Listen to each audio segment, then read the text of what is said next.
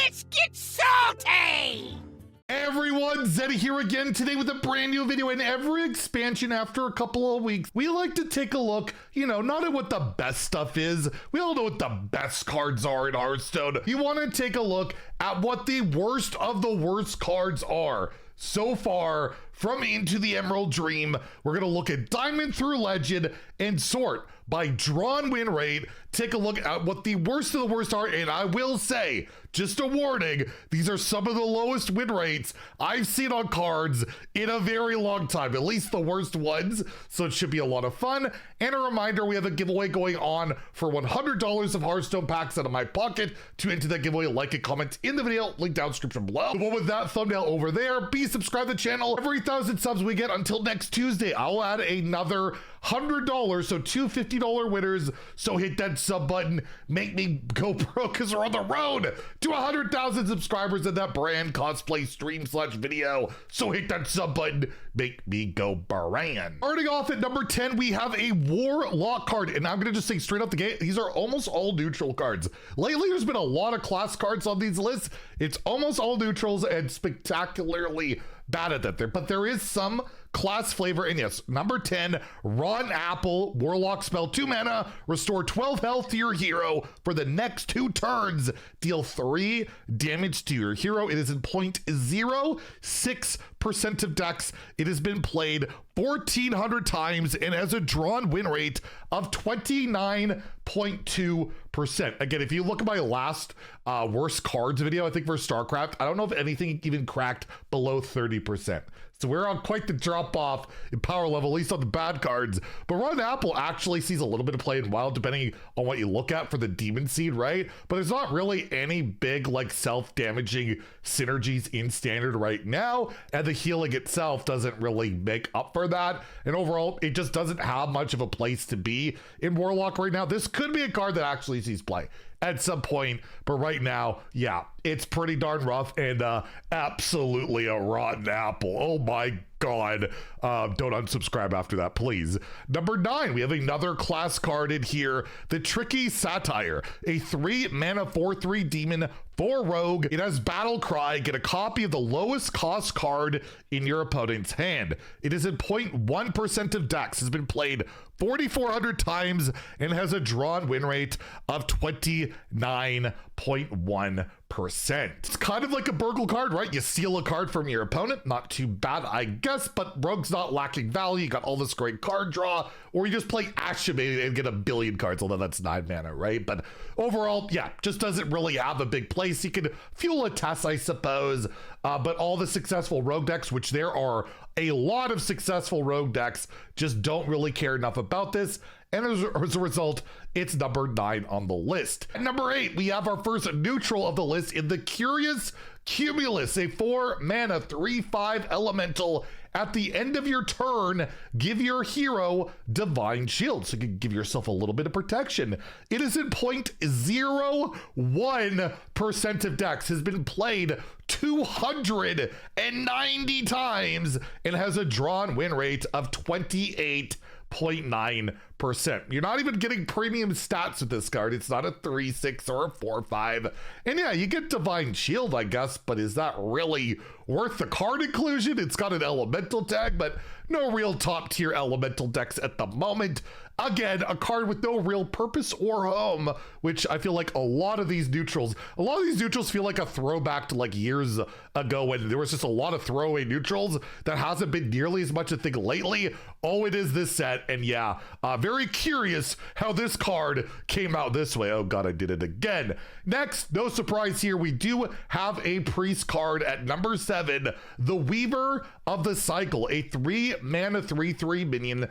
Battle Cry, if you're holding a spell that costs 5 or more, deal 3 damage. This is in 0.07% of deck, played 2,600 times, and has a drawn win rate of 28.1%. I think the main problem for this card isn't actually what it does. It's that there's really no good priest deck out there that runs spells that cost 5 or more. Like, what are you doing, right? All the priest decks like play cheap spell. I guess you could chrono boost, right? That's 5 mana. Now it would work with this, but other than that, Moonwell decks aren't working.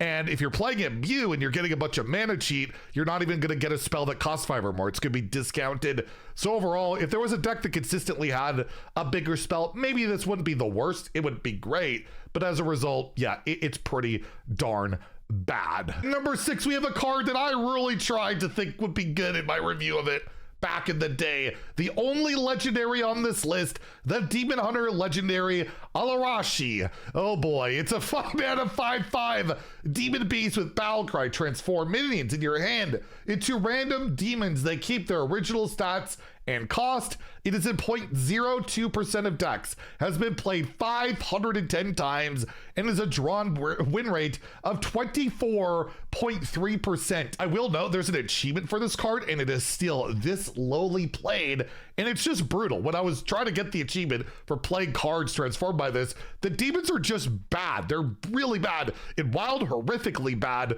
but in Standard, even there, they added so many demons to the set, you never know what you're gonna hit, and the effects are just not great. It only hits your hand, so you don't get that much value out of it. There's only so many cheap minions you could possibly hit. It's just a casino card with no real good payoff, and is just brutal unless you're Mark in making a video with the darkness and getting a 20/20 for 4 mana you can actually play.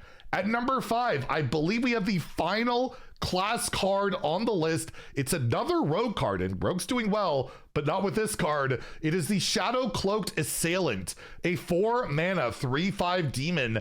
Battle cry, if you're holding one of the same cards as your opponent, shuffle theirs into their deck. This is in 0.06% of decks, has been played 1,700 times, and has a drawn win rate of 23.9%, which is obviously not very good. This card is only good if they're holding, a card that you're holding, which if you play Mimicry, I guess, another bad card, that's number 11, just missed the list. That could do it, right? But overall, this card I have only ever seen, and actually quite a bit of it, from Kill Jaden, right? Kill Jaden as a random demon, or if you're crazy enough to play Alarashi, you could get it there. But yeah, they gotta be holding another card, the same card as you, just to get some value of shuffling it back. Like, that's not worth running a 4 mana 3/5 in any world. And yeah, as a result, it is pretty darn bad. At number 4, we have a card that nobody thought would be good. I don't think anybody thought any of these next cards would be good. The Spore Gnasher, a 5 mana 1/5 poisonous minion with Death Rattle, deal 1 damage to a random enemy minion. It is in 0.01% of decks, played 190 times, and has a drawn win rate of 22.5%. Like, maybe if this had taunt, it would have a chance, like the old Trog Glimmerroot, maybe, but no, it's a 1/5 with poisonous, like, oh, I killed another 1/1 token or something. I don't know. Even in Arena, this is a crappy pick. That's how bad it is. The only reason you see this is like evolve effects, transform effects. That's about it, right? Like random summons. That's the only time you're ever going to see this card, and it is absolutely brutal. At number 3, we have the Envoy of the Glade, a 4 mana 3/6 neutral minion. Battle cry, transform all neutral cards in your deck into random druid ones. I like it says it's in 0% of decks. 0% apparently, although played 280 times and has a drawn win rate of 22.3%. That's brutal. But everyone always says druid, it's so broken. Druid's always broken. Well, if you turn your deck into random druid cards, you're gonna break your deck, all right. You're gonna break it so you absolutely never win a game. And yeah, I mean, druid cards right now they're all right, but like most cards, you really gotta build around it, and just getting random druid cards, there's not even mana cheap. Like, why don't they cost 1 less or something? No, they're just there. They're bad, and this card is brutal. At number 2, I like that this is at number 2 because it's a 2 mana 2/2 that gives each player's minion with a death rattle -2 attack. That is the Twisted Treant. It is at 0.01% of decks, has been played 400 times, and has a drawn win rate. This is crazy. This would be a record, I think, for this video series if it was #1, which it isn't. There's a card worse at 19.2%. What's the point of this card? Why are you playing this? I don't know if I've seen a Mark video to even do anything with it. I guess it's a Treant.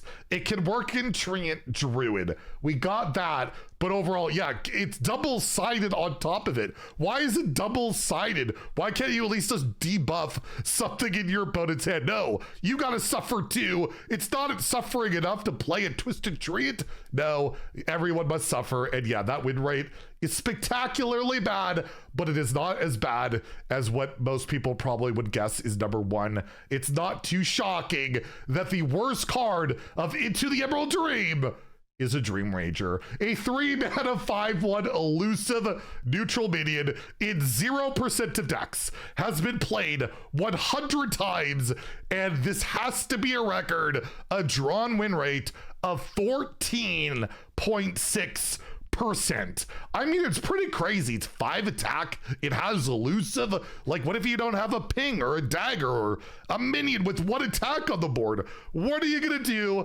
You're probably gonna win about 85% of your games when they draw this, right? Because it's absolutely terrible. Rangers aren't really ever supposed to be good. It's a solid meme that's been going since 2014. And yeah, Dream Ranger living up to that Ranger name of being one of the worst cards ever printed. So there we go. There's the list of the 10 worst cards. Let me know what you were surprised wasn't on this list. Maybe what you think could be good someday, but honestly, I don't think you can really buff any of these to be playable. Normally I say like buff these cards or whatever. Yeah, I don't know. I think they're just going to be bad, and that's just kind of the way it's going to be. If you enjoyed the video, please like and subscribe. Have a great day and stay salty, my friends.